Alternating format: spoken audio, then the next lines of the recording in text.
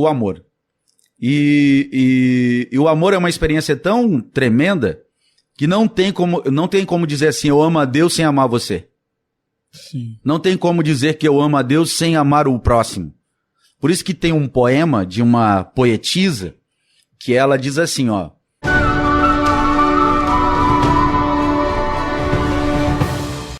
O que isso então depois, o que vai custar? Porque na verdade a conta no final chega, né, pastor? Então eu vivo uma vida como eu desejo, usando os resquícios da imagem, mas eu preciso... Essa pessoa agora que está afastada, nos assistindo, ela precisa entender que ela precisa fazer alguma coisa.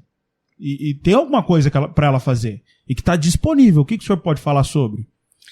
Bom, eu quero trazer também para essa reflexão, falando sobre essa questão do humano caído, humano morto e que precisa da graça de Deus, é que o ser humano ele é um ser assim que foi criado... Quando a gente fala de potencial, e todo ser humano ele tem realmente um potencial, o ser humano é um ser de múltiplas inteligências, nós temos pelo menos 9 tipos de inteligências, e por isso que a gente não existe ninguém burro. Em sala de aula eu digo isso muito para aluno, né? Não existe ninguém burro. Existem pessoas que têm uma inteligência diferente da sua. Você precisa encontrar só a sua inteligência. Então o fato das pessoas terem sucesso, tudo isso está na conta do sacrifício do Cordeiro. Porque quando Deus disse haja luz, ele disse haja cruz primeiro. Então todos nós somos carregados pelo sacrifício do Cordeiro. Então todo sucesso que nós reputamos ao homem, atribuímos ao homem, a glória que nós atribuímos ao homem, é uma glória de Deus. Aí tem uma coisa bem legal sobre o ser humano, é que a gente tem três infinitos dentro da gente. E enquanto você não descobrir esses infinitos, você vai continuar no mesmo lugar. Mas à medida que a gente vai ouvindo a palavra de Deus, e Deus vai derramando a sua glória sobre a terra, e a terra vai tomando conhecimento de quem é Deus, e do que Deus faz, o que Deus doa, ele vai descobrindo os seus infinitos. Todos nós temos esses 3 infinitos dentro da gente. Isso já dizia o grande filósofo. Nós somos infinitamente pequenos. E por isso que a gente demora, vive na ignorância, despreza as coisas de Deus, e por isso que a gente acha que é a força do nosso braço, é o meu potencial, é a minha capacidade, é a minha inteligência. Porque na nossa dimensão infinitamente pequeno, a gente é incapaz de perceber Deus, porque a gente está debaixo de uma ignorância absoluta. É como se a gente estivesse num quarto escuro, tá um elefante lá dentro, e aí alguém manda você tatear, e pergunta para você, o que você tá tocando? Ah, eu tô tocando numa parede. Aí tem 4 caras lá dentro daquele quarto escuro. Aí o outro tá relando no rabo do elefante, o que você tá relando? Ah, eu não sei, parece uma geladeira. Até que alguém acende o interruptor. E aí aquilo que é infinitamente pequeno se torna infinitamente grande. Porque é o nosso segundo infinito. É o infinitamente grande. E quem é o grande? É o grandão de Nazaré, como eu gosto de dizer, que habita em nós, na Trindade através do Espírito Santo, porque é o Espírito Santo que habita em nós que traz a Trindade completa para dentro de nós, né? O Pai e o Filho habitam dentro de nós. Então a gente descobre o infinitamente grande. Quem é o infinitamente grande? É o Deus em nós. E aí a gente passa a viver uma vida para a glória de Deus. Eu tive essa experiência há 27 anos atrás, numa igreja, quando o Espírito do Senhor entrou dentro da minha vida. E o dia que ele entrou dentro de mim, a minha vida nunca mais foi a mesma. Nessa trajetória de 27 anos, eu já tropecei, mas eu me levantei. Eu já tive dúvida, mas eu continuei olhando para o autor e consumador da minha fé. E aí eu descobri o infinitamente grande. O infinitamente grande a gente só pode descobrir nele. E a gente descobre nele e ele estando em nós. Só que tem uma coisa também, que é o terceiro infinito que habita em nós, que é o infinitamente complexo. A gente é infinitamente complexo. E por isso você vai ver hoje que as pessoas sofrem da pior doença que existe no mundo hoje, que é a depressão. Eu sou psicanalista também e eu atendo semanalmente pessoas que estão com depressão. E o que é depressão? É quando a pressão de dentro é menor do que a pressão de fora.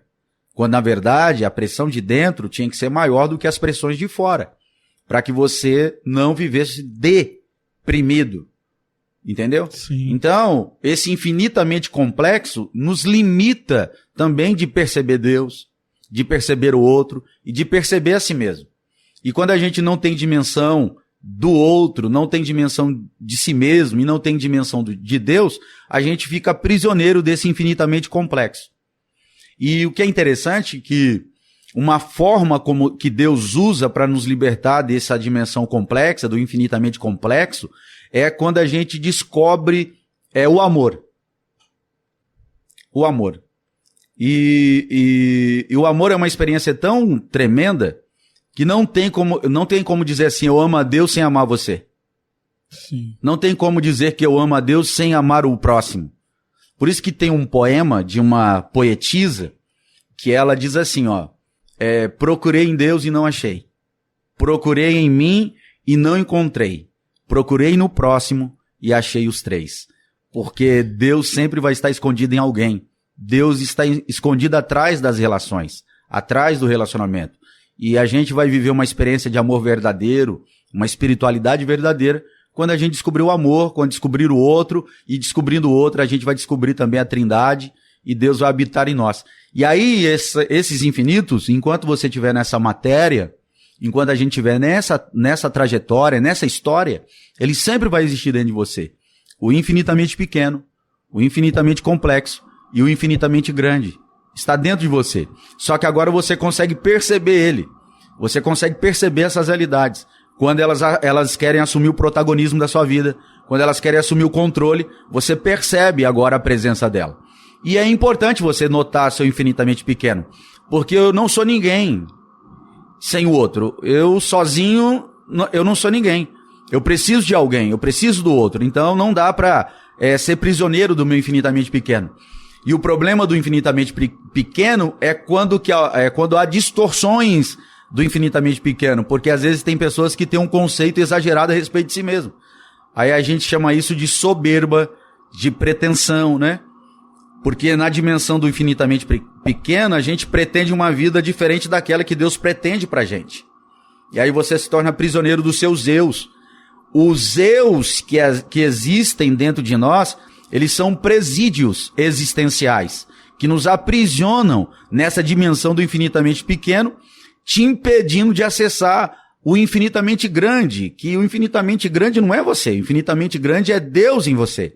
É a Trindade, é o Pai, o Filho e o Espírito Santo em você.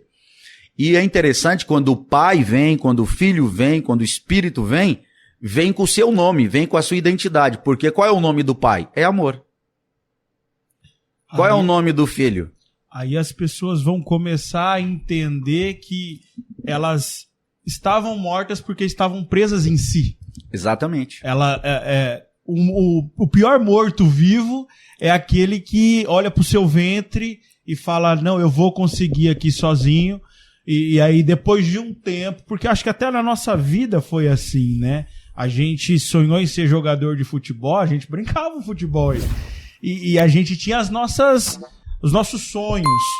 E aí Deus estava totalmente na contramão de tudo isso. E aí precisou de que, de fato, o infinitamente grande habitasse em nós e nos transformasse de uma forma que te transformou há 27 anos atrás e vai continuar transformando, né?